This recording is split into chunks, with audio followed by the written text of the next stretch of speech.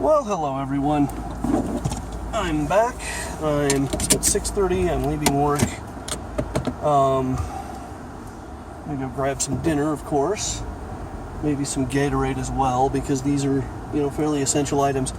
So, what am I gonna vlog about today? Well, I want to talk about something that's kind of an interesting phenomenon, and it's kind of an across-the-board thing. Shit, do I want to take 9th East? I really don't. Sorry, I'm trying to plan my route here. Alright, so, I've been watching a lot of John Oliver lately. He's a lot of fun. In and of itself, that's not really what I want to talk about. But I want to talk about this kind of weird phenomenon of people inventing answers to questions. Like, the reason I'm talking about John Oliver in this context is because, he did this show on the Republican convention, right? And he's talking about all these kind of weird things. And one of the things that came up in the Republican convention was this thing Trump said that's just absolutely not true. Like, it's not a matter of opinion. It's a quantifiable thing. He talked about violent crime. He's like, violent crime is on the rise and all this. And I'm like, well... And so this reporter was talking to Newt Gingrich afterward, and she's going, well, violent crime is and has been steadily declining for more than 20 years now. Violent crime is at an all-time low. And Gingrich is going, well, maybe according to some left-wing organizations. Like, no, according to the FBI, violent crime is at an all-time low. And Gingrich is trying to do this. Well, see, we just disagree on that. He was like, well, no, statistically speaking, violent crime is on the decline. And one of the reasons that stood out to me, one of the reasons that struck me, is because it's kind of a weird phenomenon. It's something I can't wrap my brain around. For me, I'm like anybody else. I kind of have my biases, and I kind of have my thing about, where people can surprise me. They'll say, well, what would you think, just kind of offhand, about this subject? And I give them my answer. I say, oh, here's kind of, just thinking about it, what I would imagine. Like, I could see how somebody might think, well, violent crime's on the rise, because you hear about it all the time, certainly. So I can understand why somebody would think that. I would understand, why somebody who wasn't informed on the subject, he said, just guessing, what would you say? And they said, I would guess it's on the rise. I could see why somebody would say that. But then if you said, well, no, it's actually on the decline. And here's the statistics about it. Here they are. You can look at it. If I'm that person, I would kind of go, oh, that's really interesting. Yeah, it's surprising. I wouldn't have guessed that. And I don't know what it is that makes people... Gingrich, kind of gets the pass of he's trying to get the person elected, so he has to kind of play the game. I get that. But I see this all the time. I see people like, no, that's not the case. And I'm like, no, it is. It is. Here's kind of the real... Even stuff that just doesn't make sense. And one of the things, because I talk about this a lot, is in education, in school. This was really popular in the 90s. I'm failing. Well, you've decided you're failing. No, I'm failing. Check out my grades. I'm failing. I'm in trouble. Well, you're not trying very hard. No, I am. I'm trying the hardest I can, and I'm still failing. Well, no, if you were trying, you wouldn't be failing. It's this weird, and I had this, this is like when I talk about, people lying to kids in education, this is primarily what I'm talking about. They're sitting there going, no, you're just not trying. You don't want to. It's not important to you. Well, what does that mean? For years, I went back and forth with people about college. If I go to college, I will fail. Look what happened to me in high school. They said, well, I guess you've decided that. No, I haven't decided that. I'm concerned about it. And that seems like a legitimate concern. Having a college degree isn't nothing. Having a college degree means something. And the reason it means something is because it is, in fact, possible to go to college and fail. So if you have a degree, guess what? You didn't fail. You succeeded. You did something that at least some of those people didn't and couldn't do. You succeeded. You got the degree. Not everyone can do that. If everyone could do it, everyone would have one, and a degree would be worthless. right? And yet nobody wants to acknowledge this is reality. Nobody wants to acknowledge this is fact. You know, if it's like, no, I really have valid concerns about my ability to go to college and succeed. And I did. I mean, I did manage to get a degree at some great cost. But there again, for years, it was just this weird kind of like, well, why have you decided that that's going to happen? It's like, it happened in high school.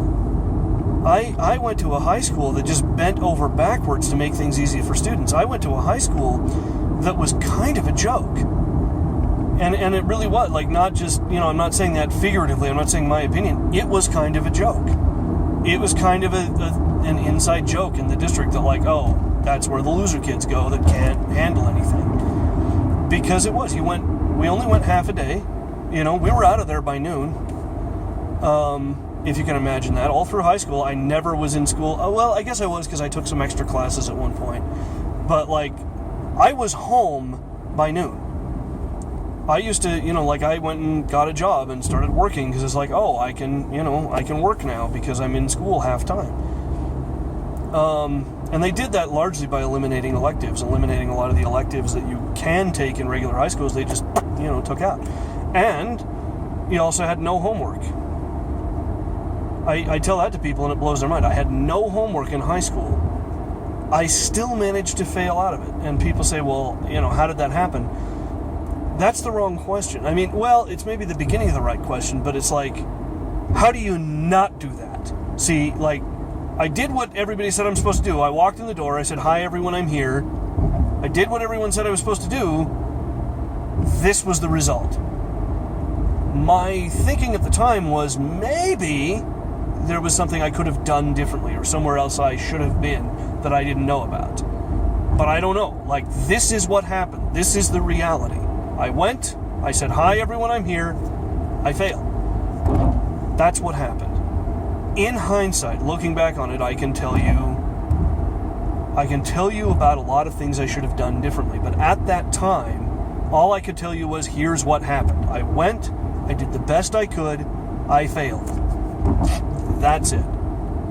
And over and over and over again, people said, well, you wanted to fail. You didn't want.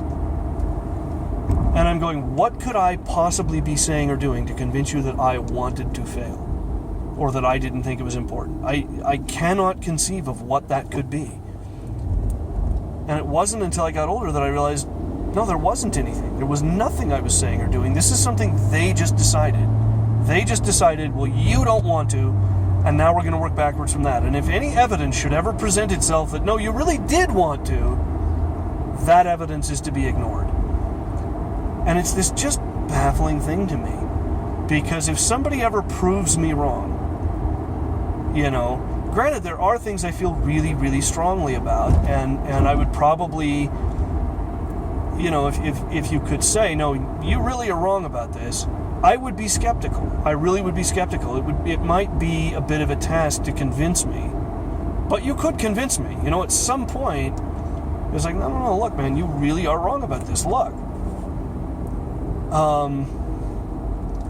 just for example, you know, I've always been kind of an avid supporter of legalization of marijuana. If you could prove to me, like, let's say that Colorado and Washington, they're doing fine now, but let's say that in a couple of years, like, they're just falling apart. Let's say that in a couple of years, they're just, everything has gone to shit, they're falling apart, unemployment is high, and they study it and they directly attribute it to the legalization of marijuana. Let's say that that happens. I and a lot of other people would, unfortunately, as much as we don't want to, as much as we want to go, no, you know, I don't want to believe that it's because of the legalization of marijuana. I don't want to believe that that's the causal factor. But if they did a bunch of studies and studied it, and, you know, all these people came out and said, no, this really is why. This is actually, it's a direct result of this, the legalization of this substance. That's why this is happening. I would have to admit, okay, well, shit, I was wrong, you know. I wouldn't want to. And in fact, there have been times, this was years ago now, but the state of Nevada passed a law that made it illegal for a casino to cash a check. And the reason they did that is because for a long, long time, casinos would cash people's checks for free at no cost to them. They'd even give you free drinks while you were waiting in line. So you could go into a casino with your paycheck, and it could be just about, like drawn from anywhere. They wouldn't charge you a fee or anything. Just, yep, there you go. Here's your money in cash right now. Brilliant, right? Except that what wound up happening was, people would be in that casino, they'd get in there, and they think, well, I'll just, I'm here, I've got money, I'll just, try my luck or something. And it got to be this huge, widespread problem that they had to do something about. See, even if I tell myself, well, I could, go in there and cash a check and walk out, I wouldn't have any problem with that. And people, no doubt, there were people that they went in, they cashed their check, they left, no big deal. But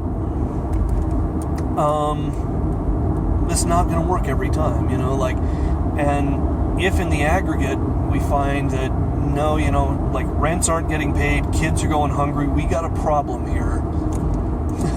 Okay, I guess I have to change my sort of libertarian stance on those things. I guess in those instances I have to go, well, yeah, okay, maybe it really is time to do a little nanny statism and say, okay, no more check cashing at casinos, And I don't know what it is in people that, they're presented with evidence. And it's not even I could even see how, me telling you that the FBI crime statistics show that there's been a decrease in violent crime, I could be lying. You don't know. Until you're looking at the data for yourself, you don't know. So I can understand why if I told that to somebody, they might say, well, I'm not sure. I would need to see those to do. I understand that. I understand people being skeptical. In fact, I think you're kind of a moron if you're not skeptical. But once you're confronted with the data, or even once you're confronted with the idea, as in the education case, that you're saying this absurd thing. You have to really believe that there are all these kids waking up in the morning and going, well, I could succeed brilliantly and learn and grow and have friends and study things I'm interested in, or I could be miserable and depressed and not have friends and not do any of those things. I'm going to do that. And that's an absurd premise. Anyway, I may elaborate more on this tomorrow because I kind of want to keep talking about this because it's something I've been thinking about a lot lately, but leave me a comment with your thoughts below. And in the meantime, I'm going to get some dinner and I will see you guys tomorrow.